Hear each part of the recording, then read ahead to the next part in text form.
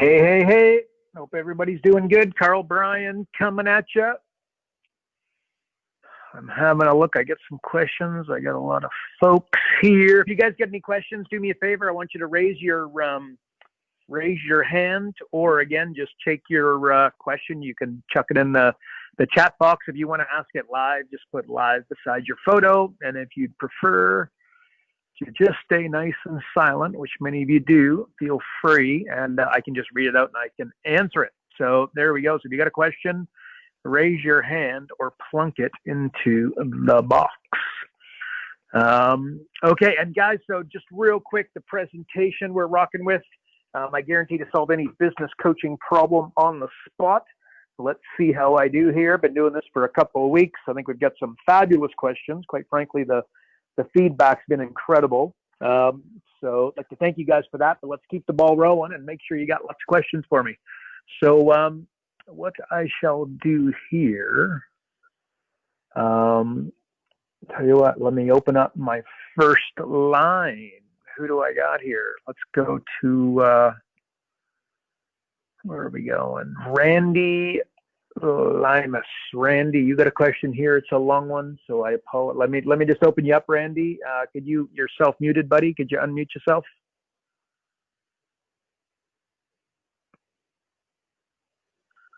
Randy, you are self-muted. You got to unmute yourself, boss. Oh, there we go. Randy, hello, you're hello. live. Hey, thanks for taking my question. So you've told a story. It's very inspirational about a time that you were asked to co-host a sales presentation, and you ended up having nobody register to attend, and your fellow co-hosts thought it would be okay to cancel, and you thought, heck no, my name is on this thing, I can't do that. So you just picked up the so you picked up the phone and started dialing, and you ended up with a standing room only event. What was the script that you used for that? Boom. Okay. Yeah, I remember this well. Okay. So this is a buddy of mine. So maybe I'll just tell the whole story for those that haven't. Where did you hear that, by the way? Damn, that's an old one. Karl, I've listened to a lot of my stuff. Oh, Karl. Yeah, I mean, it's probably just short of a restraining order, I guess, but not quite there. Not quite there. I love it. Okay, so yeah, that was okay. So here's the story. Again, years ago, man. We're talking not a decade, but close. Here it is. So a buddy of mine, he got into coaching, and I'm like, yeah, man, I can help you. You know, no worries. And he said, look, let's do an event. I was living in Vancouver at the time, and basically Seattle's just across the border. So he, for whatever reason, Seattle was chosen. Proximity and a few other reasons. So, we did a direct mail campaign, and then there was a big kerfuffle with that. I can't remember, but I think it went out on a Friday and a Saturday of all things. Not the best day. If you do direct mail, Tuesday is always going to be, generally, Tuesday will be your best day. You always test this kind of stuff, but that's pretty commonplace out there. Anyway, so we did it. I mean, there a couple people got registered or whatever, but at the end of the day, it wasn't exciting. He was picking up the phone, and I'm like, look, man, just pick up the phone and get some bodies in. Like, that's what you do, right? Really wasn't getting anywhere yet. And he said, look, let's just cancel this thing, right? And I'm like, and this is a buddy, so I'm like, here's an opportunity to really teach somebody something. So basically went to work, and I said, just watch this. And I'm going to say that this is Wednesday, and then the event was the following Tuesday. So I've really got Wednesday, Thursday, Friday to make calls, maybe a couple on Saturday, but I wouldn't have done that, didn't do that. And then Monday, a couple follow-ups, and bingo, bango, bongo, the event's Tuesday. So let's assume we had 2 or 3 people registered. And again, I can't remember, but I think the room fit, let's say 30 people. And we ended up standing room only, like, again, I can't remember the exact numbers, but, do you remember the exact numbers, Randy? Did I say it in this thing? Like 50 people, 60 people, standing room only, correct? Yeah, it was standing room only. You couldn't, at the time I've heard the story, you didn't know the exact numbers, but you just said it was a lot more than what it could hold. Yeah, but the bottom line, I think that's important because what I'm about to go, this worked big time. And not only did we fill it up, but I mean, we were at capacity and then some. So here's what I did. I picked up the phone, and obviously, I mean, business owners, I call them, but what I really called is joint venture opportunities. So think accountant, think business broker, think incubators, the Chamber of Commerce, the people that work at the Chamber of Commerce, anybody, promotional companies, whatever, anybody going B2B. And I phoned and I said, here's what I'm going to do. I will pay you $1,000 for every 10 people who show up to my event, right? So they would email, and I had an email and that sort of thing that they had sent out. And basically what would happen is most of them didn't get 10 people there. They would get 3 or 4, and then there were a couple of home runs in there somewhere. I think it was the networking group and then somebody else. But at the end of the day, I called very aggressively. And what's important about the story, I think, and what I kind of want to go to and what I want to impress upon everybody listening to this and the replay for that matter, when I got on the phone and I was speaking to the promotional company, the networking group, the accountant, I was pitching them. And when I say pitch, I mean pitch. I was in level 8, 9, ideally 10 mode. So I would explain to them, look, let's call it Randy. It's you, right? Randy, here's the scoop, man. When I do this event, let me explain a few of the things that I'll be doing. Like I'm running a promotion right now where I guaranteed, I'm running a program right now where how I generated 250 hot new coaching leads in 90 days using Google. Could you imagine if you're a business coach, you probably want to come to that event. Why? It's all in my messaging. So a big part of what we'll do is that I'm going to teach your audience about messaging. Another thing that I'm going to explain is something like you guys think of market dominating position, you guys think of unique selling proposition, but I teach market dominating position. What's the difference? And then I go into the difference, how it's really like if we were to have a daycare, a unique selling proposition would be that, we've got, computers for the kids. We've got, the best slides and the best playground. But really, if you understand mom's challenge, the challenge she's got is that she's dropping her 2 kids off. She's not going to be anywhere near them for 8 hours. And she needs to know that you want to be, that you're willing to be held accountable. So instead of a unique selling proposition, a market dominating position solves that number one issue. So how about if Randy, if you had a daycare, I had a daycare, and let's say that your daycare had a web watch where the parents could log on the internet, watch the kids, make sure they're safe, having fun. You're just missing your kids wildly throughout the day. You could pull over on the side of the road, whip open your laptop or your iPad and basically watch your kid running around and see what they're up to throughout the day. You know what I mean? Like which daycare are you going to send your kids to? And it's pretty obvious. So once again, Randy, when you send your 10 people, when you email your database and put yourself on the line, I guarantee that everybody that comes there, when they walk out of there at the end of 2 hours, I'm going to, completely change the way that they see marketing and completely, educate them differently than anybody else in the entire city, probably the entire country is going to do. And I'm going to do it for free. You kind of see. So Randy, I got him on the phone. The grand for 10 warm bodies, which is again just $100 a head, which I paid at any day of the week. Obviously, that got their attention and that got them sending out emails.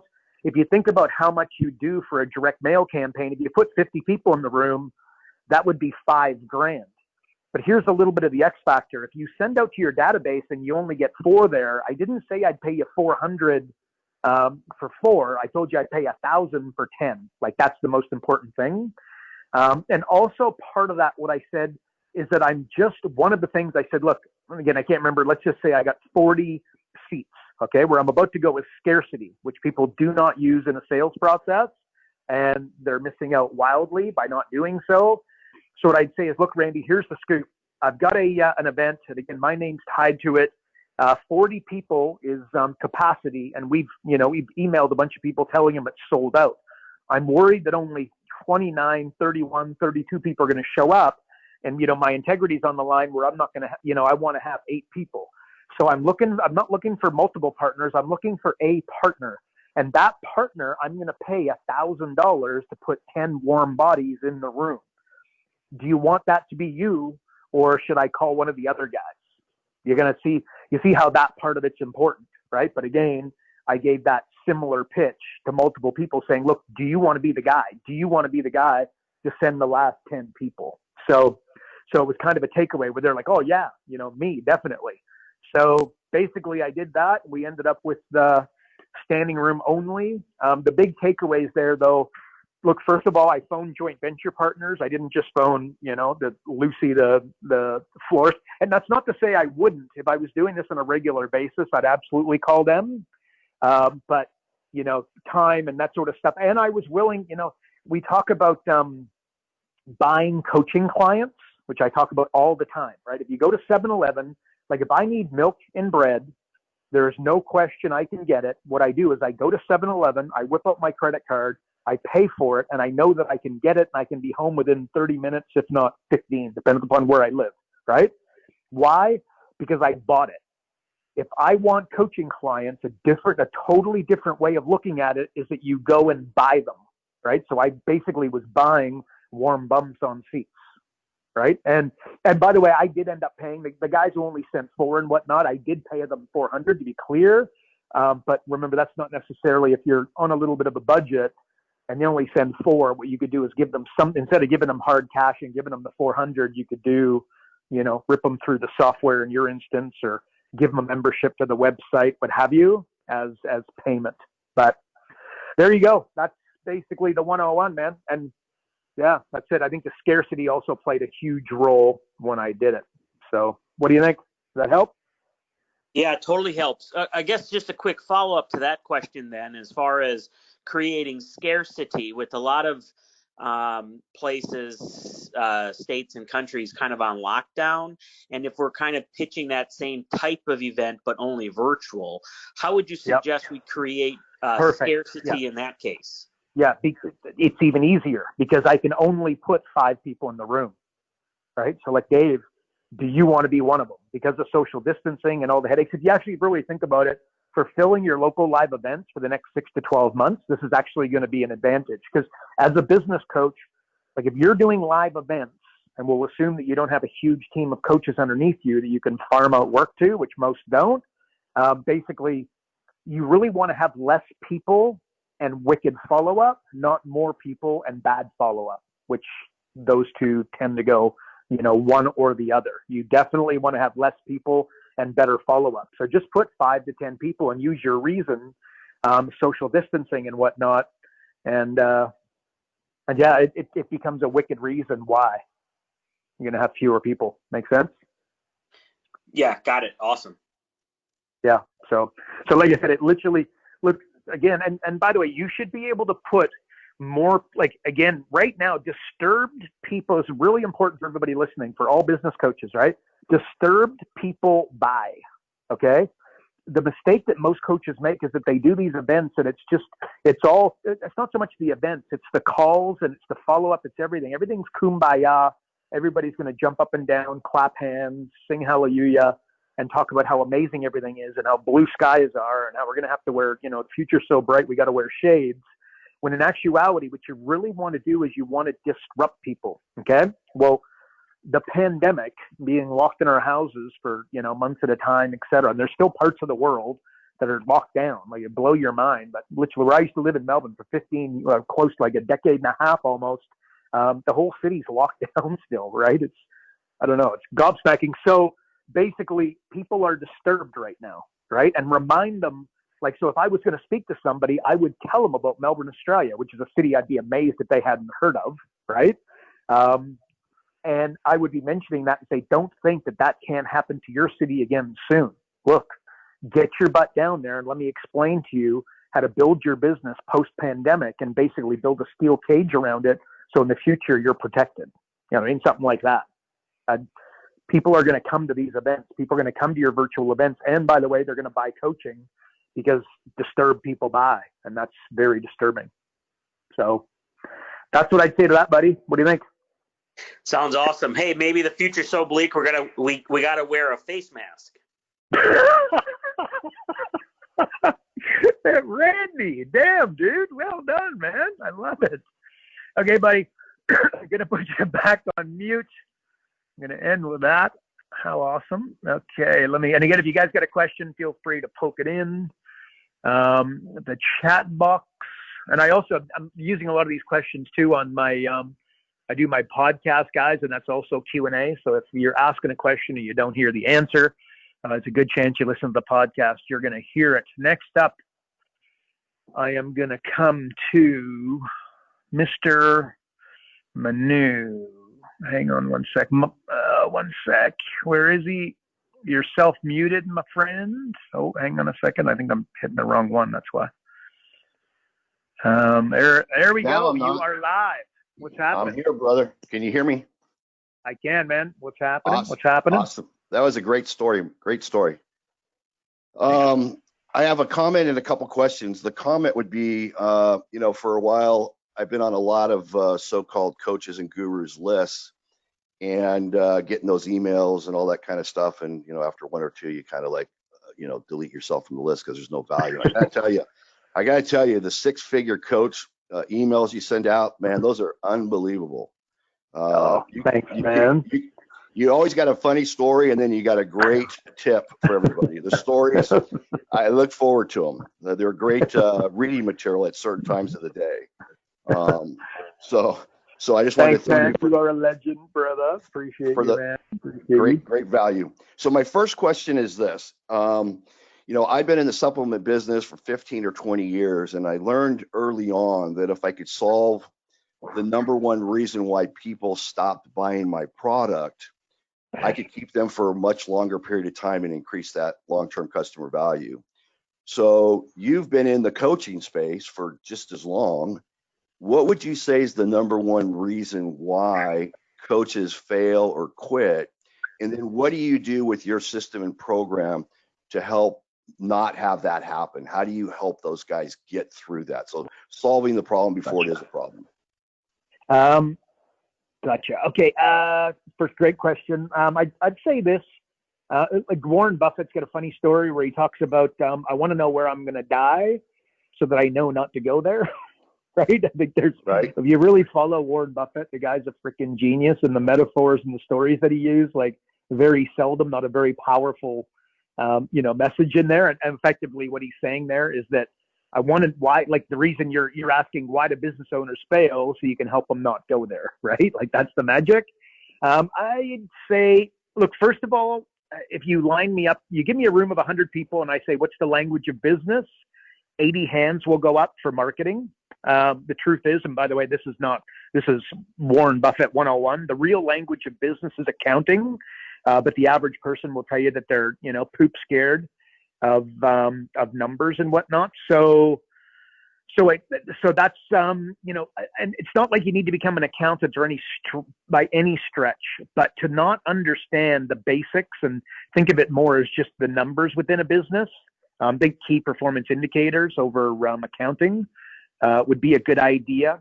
But let me answer. So I would say that there's a lot of businesses that own they're more of a promotion than they are a business, right? Like a templated example I use often is that, like if you go to the, Craigslist or like there's people selling purebred dogs like crazy. And I say, look, don't sell dogs. You want to sell dog food, right? Repeat business equals profit is the message there.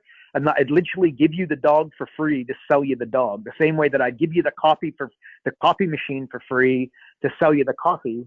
And then I wouldn't build your pool for free to service your pool. But if given the option between the two, I would definitely service your pool and want to open and close your pool and sell you the chemicals as opposed to charge you $50,000 to go dig a big hole, right? Like one business is one of those, those examples with the back end are sellable, like assets that you could build. And the other ones are just one-off promotions. So that's a boo-boo. I would say that, and again, I don't know, again, I think I'm giving you a few here, but I do think that it needs you know what I mean? It's more than just a black and white answer. No doubt you realize that. Right. Value, like most people, it's like you're in the supplement game. Most people in the supplement game are completely besotted with marketing and lead generation, making sales, getting into GNC and these types.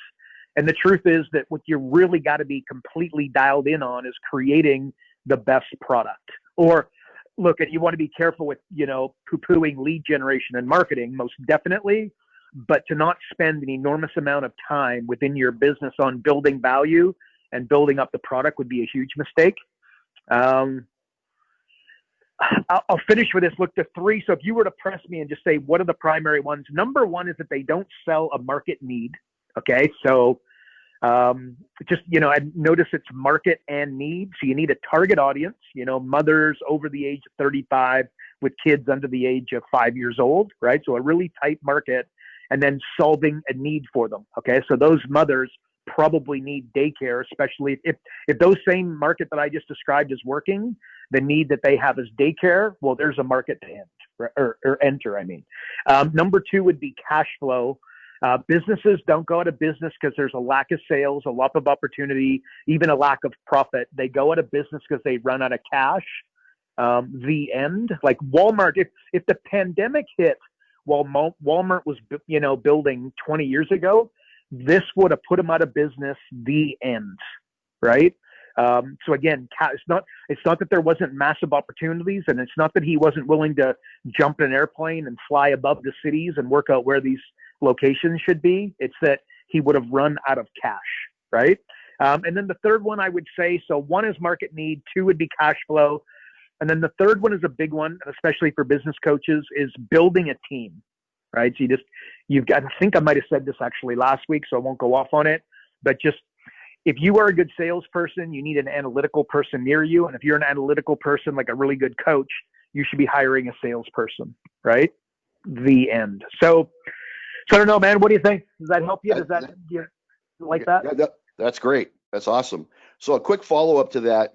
I don't know if it was an email or I heard you on a call or something. You were talking about how small changes create compounding results versus linear. And I was kind of puzzled for a second. Could you explain to me what your differences between the two are? Because I know some people have different, things that they think when they think compounding versus linear. Yeah, got it. Okay, that's a good question. Because are you looking at your screen? Do you see the software, profit acceleration software up here? I sure do. Yeah. Okay. So, answer. So if you have a look at the top, you see how you got an impact. Actually, I might explain this differently. Let me do this. I was hoping to get a reason. So here we go. This is what I would say. The software is fundamentally built on a similar principle to this. You see how there's 1 through 5 on the left-hand side, right? So there's 5 ways to grow a business. Mm-hmm. Basically, you got leads, conversions, transactions, pricing, profits. We have an online business academy, right? It actually has 7 areas, but let's just take the core 5. So basically, what most people do is they come in and they want to run Facebook ads. They're completely besotted and obsessed, and all they can think about is lead generation and marketing, as an example, right? So they go hire somebody to start running Facebook ads or whatever it's going to be, driving traffic on Google.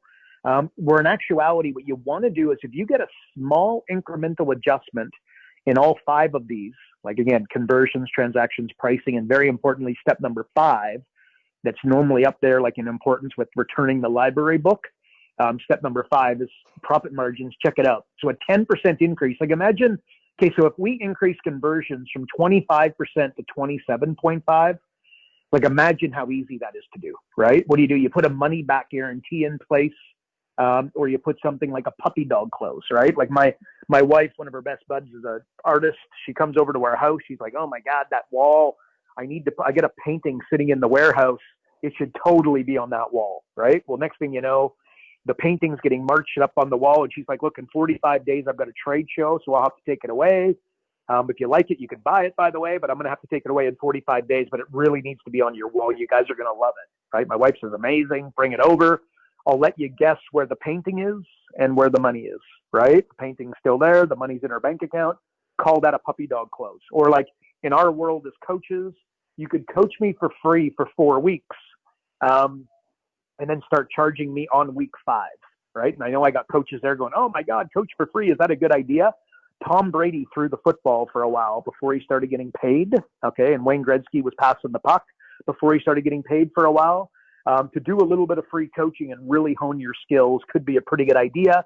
And you'd have to be a really good coach to coach somebody for free for 4 weeks and then have them sign up on the 5th. So guess what? You'd be sharpening your saw in a very real and tangible way. So basically conversions, by increasing those from 25, if you did those 2 initiatives, if you offered a money back guarantee and a puppy dog close with your coaching, do you think you might be able to get, an extra, could you increase by 5%? Clearly that is, an obvious one. Another example of step number 5 that I would encourage everybody to think about. See this company on the left's got a 25% margin. If you run Facebook ads or make sales or make some money, like make sales with this customer, for every dollar they make, they keep 25 cents, right? Well, when you go to their credit card statements, you go to their expenses and you save them $1, guess how much they keep? They keep 100 cents, right? So you see there's a 75-cent variance there on every dollar. When you first start working with somebody, if you're looking to put money in their bank account, which you should, you want to put runs on the board really early. You ever seen the movie Wolf of Wall Street or Boiler Room? This is exactly how they do it in the stock market. It's not by accident. They get you a short-term win, and then you empty your bank account, and it often works works out very poorly, okay? But this is the strategy. But the bottom line is, there you go. So check it out. See the 10% increase in the 5 areas? Bingo, bango, bongo. You go from 62 grand. So if you're a $2,000 a month coach, that's 24 grand. There's $40,000 a jam with a 10% increase, which is so easy to do, right? A 50% increase, look what happens. So this is why you're asking, I'd imagine, asking the question, right? You take a company from 62 to almost $500,000. Like, the question I get, like, how in the world do you do that? So what's happening here is, just think about these numbers without going too in depth.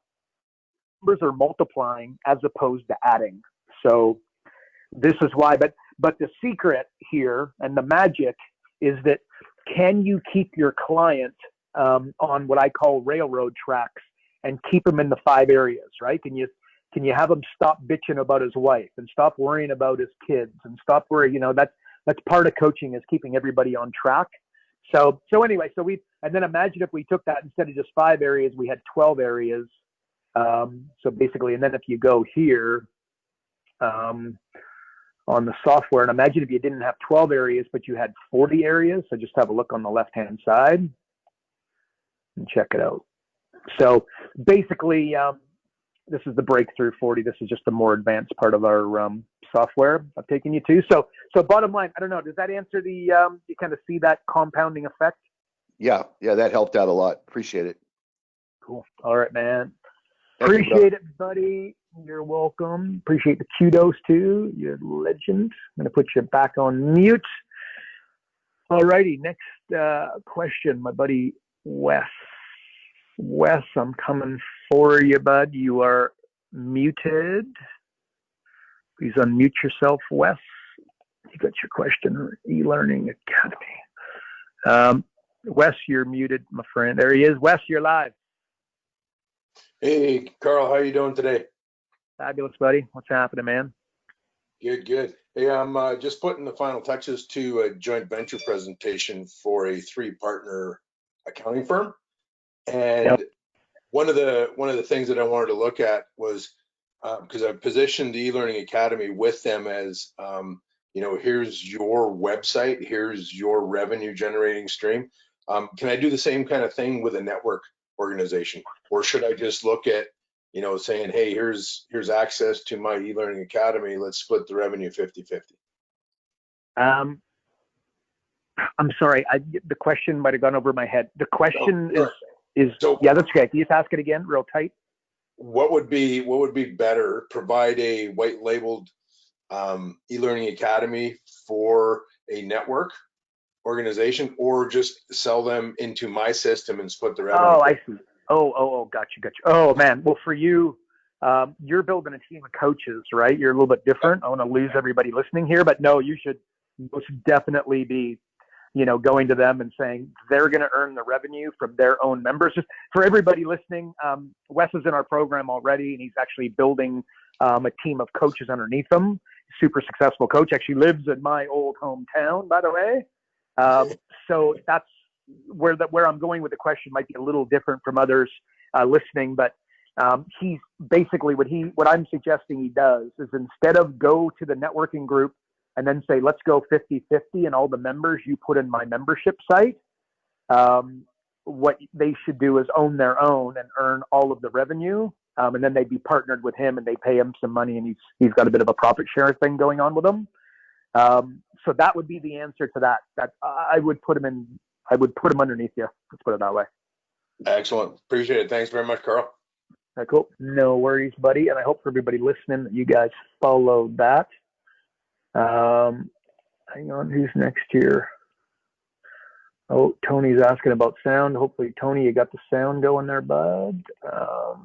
Where am I going? Bo, I'm coming for you, Bo. Actually, you know what? Oh, there we are. Bo, you are self-muted. There you are. Bo, you're live, bud. Hey, Karl. Love your daily newsletters. And Thanks, man. I'm using your jokes a lot. Appreciate it. Every time I hear you speak, you say, the first thing I do is I go into my client and I say, I can help you save $100 in 30 minutes or $150,000 in the next week or whatever. Yeah. So how do you know what that is? How do you figure that out? Where does that come from? Okay, I want to for everybody. So basically, what we say is we can find any business owner $100,000 in 45 minutes without spending $1 on marketing or advertising, right? Yep. Okay, I want to. In fact, I want to open up that same. Just have a look. Everybody looking at their screen. Bo, look at your screen here for me. Remember, see this example, right? Yeah. So it's not just savings. It's also find. The word is find, right? So step number 5 is me going through your credit card statements and your expenses and, refining. Like they've got magazine subscription they've had for years. They've never gone to their landlord. They're paying $5,000 a month. They've been there for 3 years. Half the city is empty, right? Pandemic, this, that, and the other. Going back and negotiating rent is not a bad idea. Going back to suppliers and negotiating rent, not a bad idea. More to the point, before you sign, when you take on the new supplier, go to these guys, extend your terms 30, 60, 90 days, ask for, a 7% discount if you pay up front, that kind of thing. So negotiation. So the answer is that you don't want to just go to step number 5 and save them money. You want to go to all 5 areas the way that I was explaining earlier. So you get this compounding effect. Right. Okay. Cool. Does that, I want to make sure, did I answer your question? I'm not 100% sure I did. I just didn't know exactly where the info was that you were looking at and what you were thinking. So that's very helpful. So well, real quick, let me just let's say that you're a business coach, right? And I say, okay, well, if you ever run a local live event and you say yes, and I say, okay, how many people in the room? And you say 10. And then I say, how many people did you sell? And you say 1. And I say, what did you sell them? And you say a $10,000 coaching program. And I go, okay, well, if we ran one local live event every single month and you only got 10 people there and your conversions didn't increase at all, I almost guarantee they will, but let's assume that you don't get any better and the audience doesn't get any better. So you've only got 1. Well, what is that? It's an extra 11 events this year because you only did 1. Guess what? There's $110,000 right there. Awesome. You see that? And then I go, okay, hang on, your expenses. Have you ever gone and negotiated, let's just go to your credit card, open up your credit card statements, or let's just talk about some of the expenses. You're really looking around their website. You're looking around the room. As an example, if you are doing, you're doing a local live event and you're paying X amount, let's call around to the golf course. Let's call the yacht club. Let's call the high-end hotel and let's see, you spent $1,000 on the room last time with food. It might be, it's $500 to $1,500 for the room and food, depending upon where you do it. Well, what if we could get it $250 cheaper than the last place that you ran it at? Guess what? That $250 goes straight into your bank account, right? Yeah. Before I can't say that and then not say this. And you got to be careful. The strategy that I just gave you, I have often talked about what I do is if I'm going to do a local live event, the last time I did a local live event, we did it at the yacht club. Okay. So you guys ever heard my podcast, Road Dog? He's a good buddy of mine. We drink beer once a week, right? Anyways, we did an event and I said to him, I want the most expensive place in town. Why? A little bit of, when we call a business owner and we tell them it's at the yacht club, that's got a lot more credibility than the Holiday Inn, right? So I just want to make sure everybody gets both sides of the example. So you could save $250, But then the question is that a good place to save $250? And the answer is debatably no. But if we continue to go down your list of like, who did you buy the food from? Okay, well, why don't we? Here's another example. Instead of buying the food, why don't we bring them on as a sponsor, and then we'll do like a 5-minute spiel on how amazing they are, and now we got the food for free. Wow. Right? So again, we just reduce the cost of your events. And then, by the way, and I'm sorry, but I can't say that one without following up this one. Now ask me the question, Karl, would you get the caterer to sponsor the event? And then would you give them a 5-minute rev up in your 2-hour presentation? And the answer is no, I wouldn't, because when I do a presentation, I want one person and one person only to be the show, and that's me. So I wouldn't draw too much attention to other folks. Who I would draw attention to is my joint venture partners in the room. Like if there's an accountant in the room and I want to do a deal with him, now this is 5 months, this is 5 minutes well worth spending, right? Really edifying him or her and making them look like a rock star. But I hope I'm giving you the process that I'm following, right? Yeah. That help? That's helpful. I got a joke Yeah. for you. Beautiful. Let me hear it. Why didn't Beethoven like chickens? Why? Because every morning he'd ask them, who's your favorite composer? And they would go, Bach, Bach, Bach. That's Bo. On behalf of everyone listening, firstly, thank you. And B, that's awesome, man. Well done, dude. I love it. Appreciate it. Champion. Okay, you bet, Bo. Thanks so much, man. And again, guys, if you got a question, just put up your hands or put a question in the box. Ben, I'm coming for you, boss. Ben, you have got a question. Hey, Karl, how's it going? Yo, fabulous, Ben. How's it going? I'm doing good. Trying to stay warm. It's coming. It's coming. I don't want to name it, but it is. But anyways, no, I didn't have a question. I just wanted to say hello from Winnipeg and just to show that I'm in here. But you do a great job, putting attention to people in the audience. So yeah, I didn't have a question. I actually went off a 10K presentation that I did for a couple of prospects and a possible joint venture. Yeah. And it went well, actually. It went better than I was thinking it will go. So well done. That was nice. Cool. So let me do this while we got you live. If you had a question, what would it be? You know what? People that I came across few people today that they were using the strategies already, and to a good extent, actually.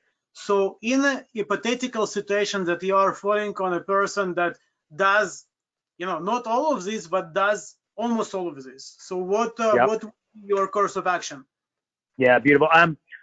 First of all, that would be the very rare, like if you pushed a little bit, like I go, do you have joint ventures? And they go, oh yeah, for sure. And then I go, okay, give me an example, like push them, right? Give me an example of one. And then they give you the example, then push them and say, okay, well, how many in the last 12 months, what were the sales? And I dare say you're going to find that you'll be, bitterly disappointed. Some people just like to kind of pound their chest a little bit.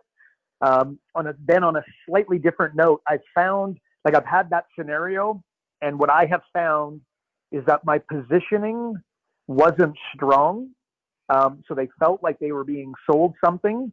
So they were just telling me yes, yes, yes, yes, yes, to kind of just understand what the whole process was. And because they knew if they started saying no, they were going to get put into a box where it was like, you buy something. So you might want to, I would challenge you on the positioning prior to that call. And I've been wrong before and I could be wrong here, but so two things. One, what was your positioning prior? And it might not have been strong enough. And then two, just some people like to hear themselves think, or, talk. I mean, you know what I mean? I don't mean that to sound like a jackass, but, they just, want to rah themselves. Push them a little bit. Like, do you have a down sell? And they go, oh yeah. Say, oh, okay. So explain it to me. Oh, and by the way, over the last 12 months, how has it gone?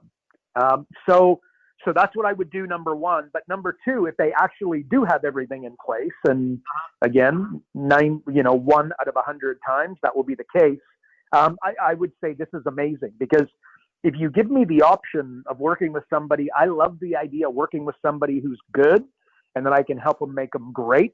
and that I can take somebody great and take them to outstanding. This is a much, much, smoother path. So that's basically, holy cow, man, our relationship is going to be amazing because you've already got this stuff in place. One of the challenges that I have as a business coach is that I've got to start from a standing start on a lot of these different initiatives. You've already got them on place. So really my job's just going to be pouring gasoline on an already lit fire. And this is going to be unbelievable. And there's some profit opportunities and some opportunities that you guys are seeing straight through and you should really be taking advantage of. Yeah. I don't know. That's off the cuff, but that's the way that I'd be handling that, is that you get to pour gasoline as opposed to the opposite. Yeah, you know what? That's awesome. One more question. As you were speaking about it, and you was mentioning the low start clients, I have one of these home-based business, like beginning of the journey and everything. And he has a problem of completing the task. You know what? Like, he's doing great. He wants to do stuff, but there are lots of excuses. Like, you know what? I didn't have time for this. I didn't have time to that. I know, like these are excuses. And I tell him, you know what? You know, done. You know where you want to be. If you don't do this, we are not going to go anywhere. And maybe I don't need to work with you. That's what I said in the last session that we had. No. But what do you do? First of all, I like that. Again, a strong position, like, whatever. There's no such thing as a bad student. There's only a bad teacher. So I would just dare say that you haven't, you just picture, you're at the beach and you're looking for gold, right? Like there's, or what are you looking? You're looking for metal pieces and, watches and whatever else in the sand. The stuff is there. It's just a matter of lifting up enough sand. You haven't lifted up enough sand. You know what I mean? I would challenge you on your positioning one more time, that it might not be strong enough. Like one of the rules that I had back in the day is that if I was coaching you, you had to see me speak in public. Okay. If you didn't see me speak in public, I wouldn't take you on as a client. Why? Because exactly what you just described, right? Because when I say jump, I need you to say how high, right? Like that's the bottom line. And to make you feel more comfortable though, guess what? You got to, first of all, high five, because you got lots of action. You're just going to very organically and naturally get a lot better at this. But I think you're going to find that your positioning is where your real challenge is. And just think, look, it's Tony Robbins 101. It's Jedi mind tricks, right? Like everybody's okay. Actually, really good way of answering this too is when you're, okay, so you might have heard in the first 90 days, I'm coaching you, right? So where do I go? You've heard the expression strategy eats tactics for breakfast, which is absolute. I agree with that, right? Everybody's heard that. But what I do in the first 30, 60 days is I get super tactical. Why? I want runs on board. Okay. Another, on my podcast, I've talked about this a couple of times, but you got two mice. They go into a tube, right?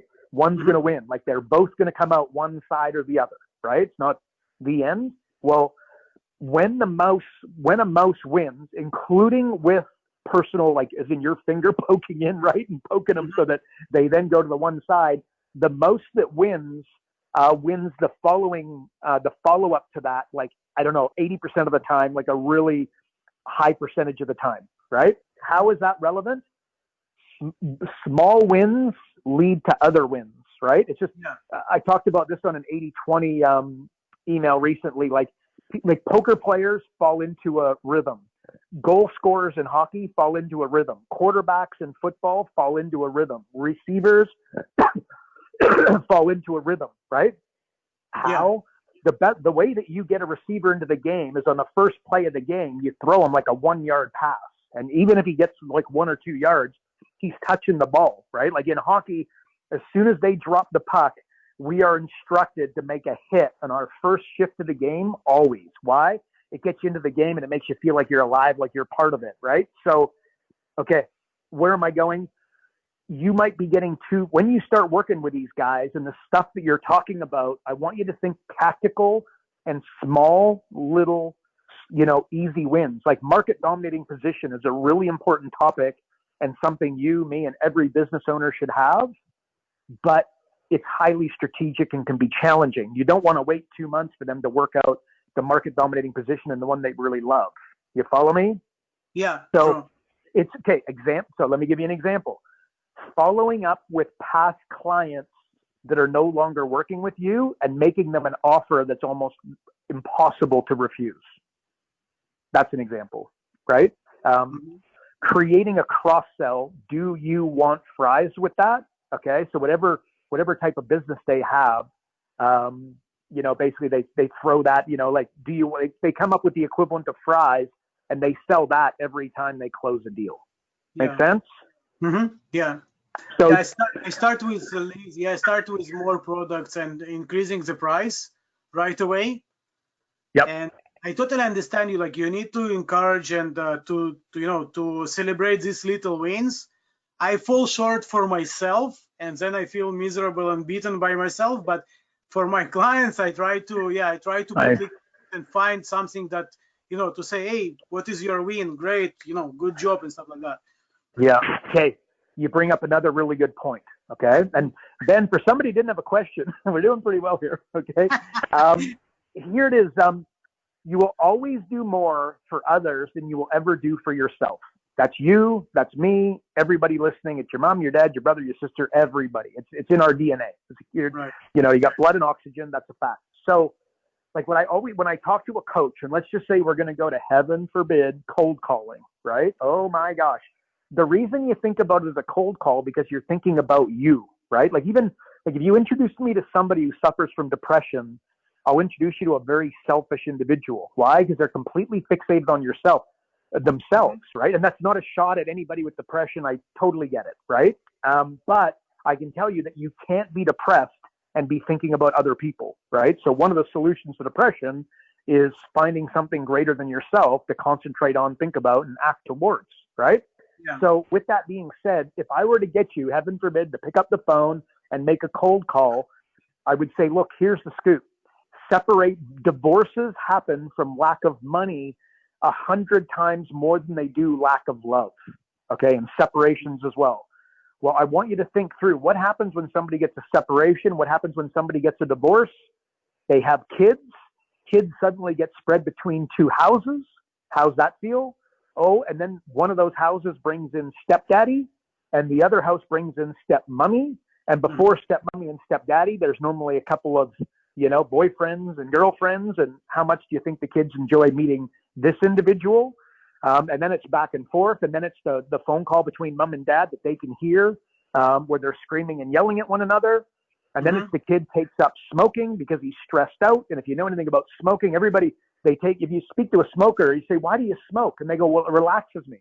Well, if you understand smoking, guess what? It's a deep breath.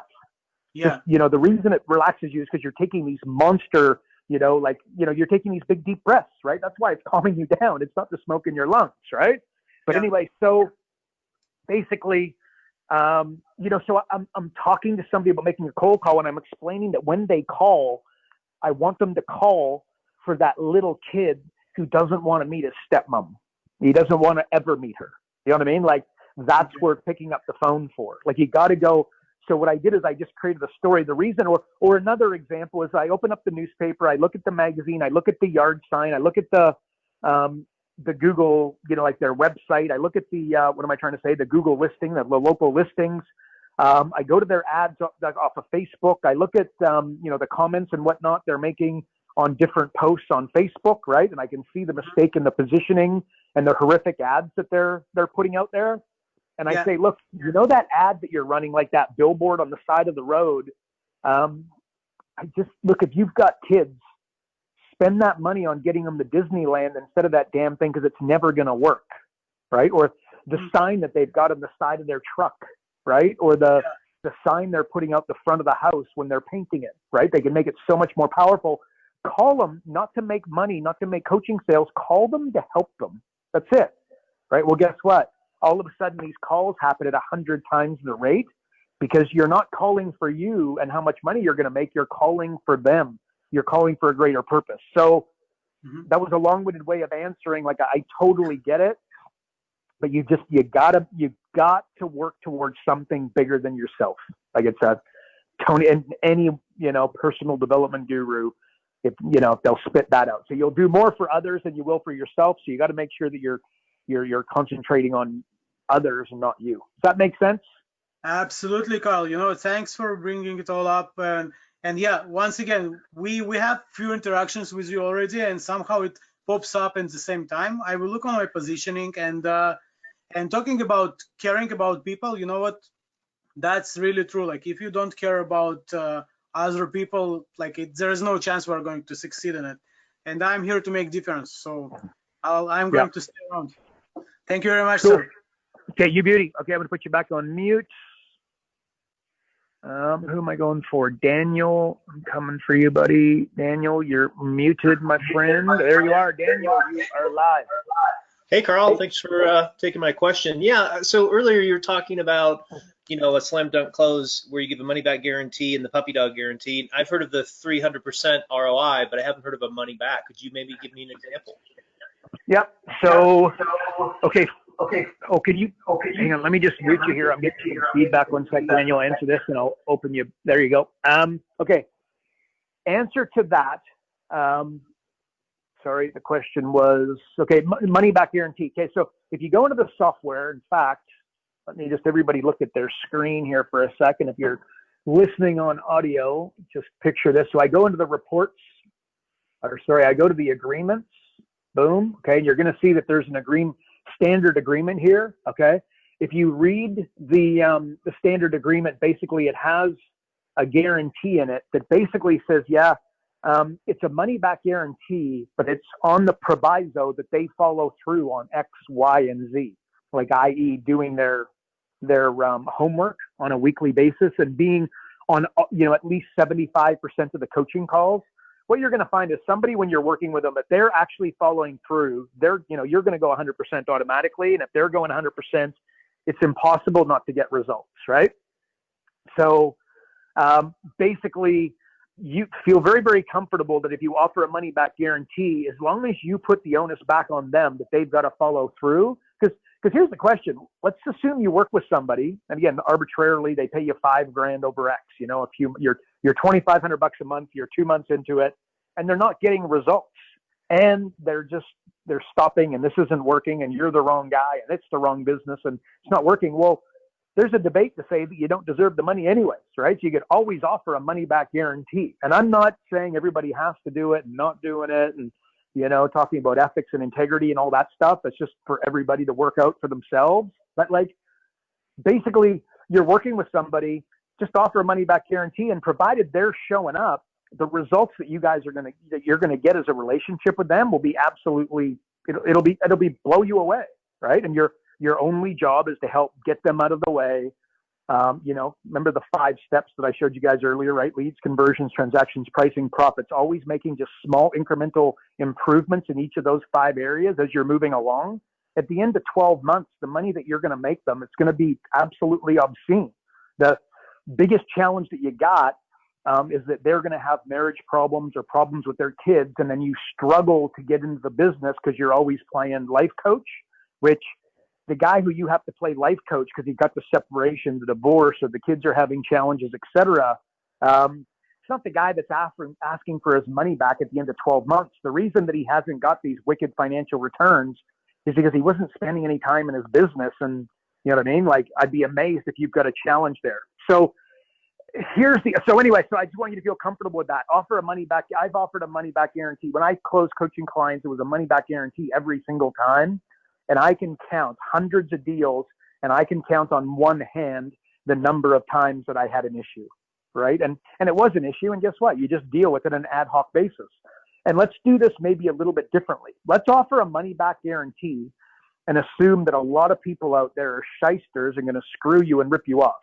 Well, if a money-back guarantee helps you get 10 deals done over the course of 12 months, and then let's say 3 take advantage of your guarantee and ask for the dough back, you're plus 7. And again, it's really not that big of a deal. And really what it is a live and learn kind of scenario. So that's one way of answering the question. Another way, Daniel, and I'm going to open you up and make sure I'm helping out here. The other way that you do it is on a month-to-month basis. Like when I do a joint venture with, say, the accountant, the bookkeeper, the networking organization, the magazine, the newspaper, the digital marketer, the online directory, what have you, what I do is offer a money back or a month-to-month money back guarantee. So it's like that way the accountant can't be vulnerable, So the deal is with the accountant that, yeah, they're going to pay me $2,000 a month, but everybody's going to be on a month-to-month agreement. So in any 1 month I don't deliver, they're not happy.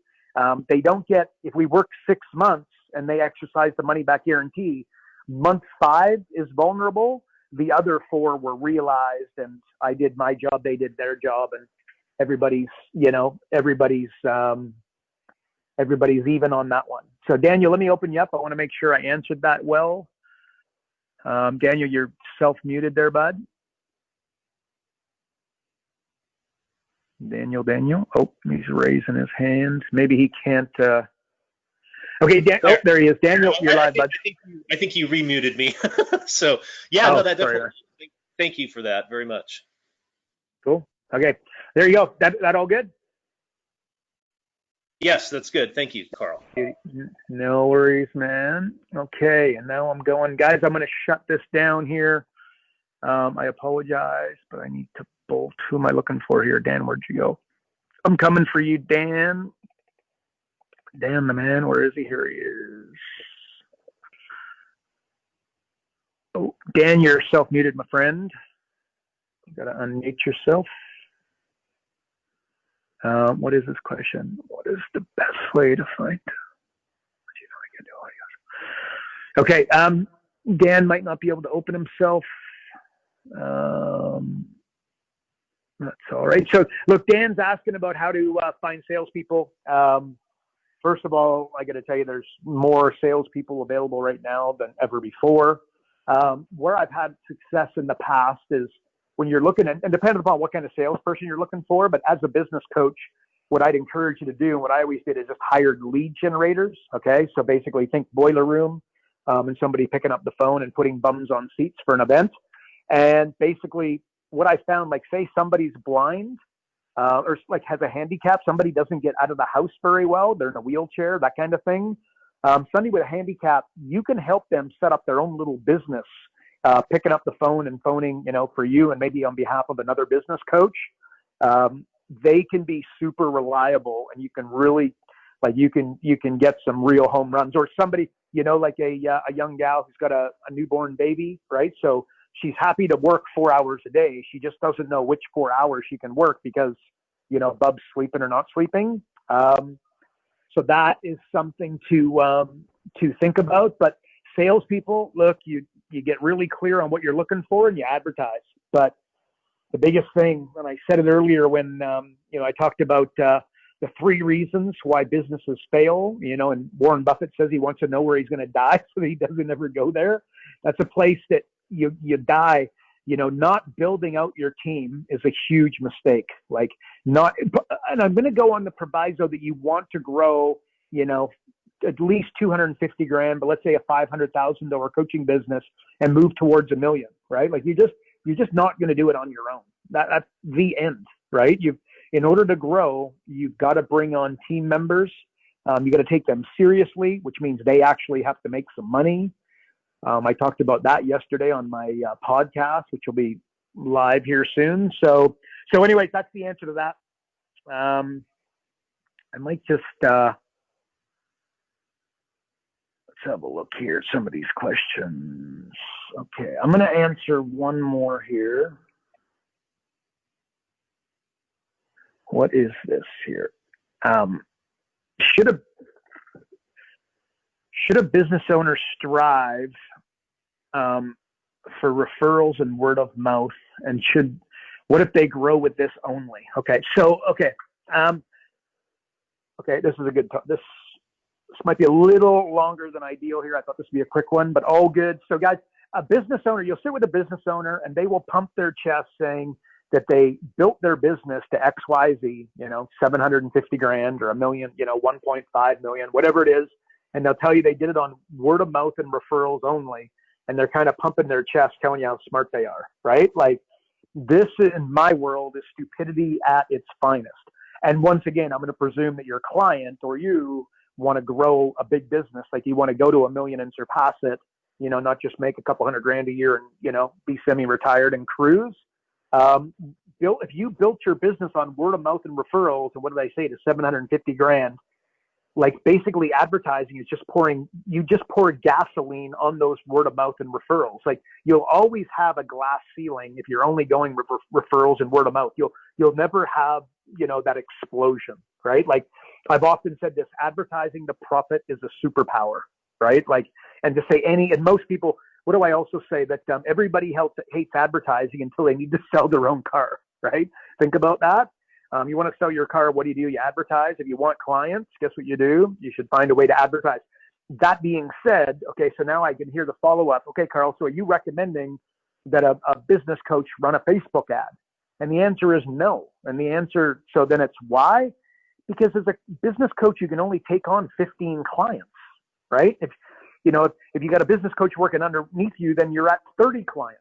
Do you really need to run if you really understand Facebook advertising, which is about 100 times more complicated than most would lead you to believe, and 100 times more expensive, by the way. And you can, and if you understand Facebook ads, go for it. It's a great idea. But why would you? If you could just go form a relationship with the accountant who's got 400 clients, the gal that sells memberships at the Chamber of Commerce who signs up 100 members a year, or 300 members a year. Go to the association, right? That the association of chiropractors and build a relationship with them, or the association of the XYZ niche. Like, just go to joint venture partners. And remember what I described earlier, buying clients and being a little bit more aggressive. Remember again, I go to 7-Eleven, I just pay, I whip out my credit card and I pay.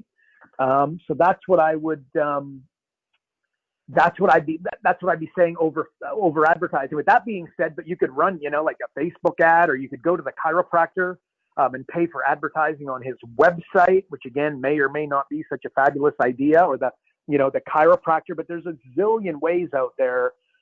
Think like, I've got an ad running on Craigslist right now. I've got an ad running on Indeed right now. I'd be amazed if I don't have an ad. There's multiple ads like that out there that we are running. And of course, we're running, as you listen to this, I got a Facebook ad running. I got an ad on Instagram, LinkedIn, etc. So, no, word of mouth and referrals, somebody who tells you they grew their business on that and pumps their chest is just somebody who doesn't know what the hell they're doing. If you want the explosion, you want your clients to have the explosion. This is, again, where you disrupt them. They just don't understand business. Like, that is a really stupid thing to be thinking. Okay. So guys, to finish this up, if there is a quick question, actually, one sec here. Where am I trying to go here? And if you guys are interested in getting together, coachingclientsnow.com. Okay. Go there. And we'll help you. There's a few calendars, so we will gladly help you guys. Just one more, and I apologize. I got lots of questions here, but I apologize. They're a little bit. Just give me a sec, guys. Yeah. Okay. So no, that's So that's what we got, folks. That's all for today. Next week, and again, the question didn't get answered. Listen to the podcast. Be amazed if I'm not handling it here over the next few weeks. Appreciate you guys showing up. Appreciate you guys playing full out. And that's it for me today. So hopefully I did as advertised. I solved every business coaching problem on the spot. And by the way, if you know of a business coach who should be here, do me a favor and send them along. Too happy to have some more participants here. And if you know a business coach that should be working with us, again, send them our way. So appreciate you guys. Appreciate you playing full out. That's it for me today. Adios, folks.